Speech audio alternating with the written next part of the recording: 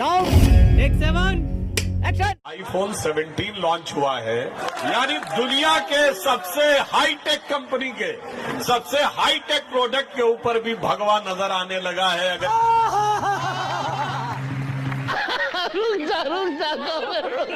तो भैया सुना, लगता है अब हम विश्वगुरु बनने वाले हैं, क्योंकि आईफोन भी भगवा रंग में आने लगा है। लेकिन लल्लन भैया, मुझे तो लगता है कि भगवा कलर होने के बावजूद भी आईफोन मुस्लिम है, क्योंकि इसका शेप तो कटा हुआ है। यही नहीं, अभी और सुनिए।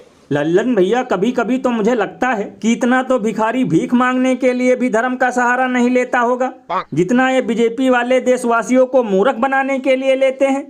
बताओ, अमेरिका ने हमारे नागरिकों को जंजीर में बांधकर भगाया, खाने के लिए गोमांस परोसा, टेरिफ पे टेरिफ पेला, और ये ढक्कन आईफोन के कलर को लेकर गदगद है। भैया इसीलिए तो इस पर महान कवि बाबा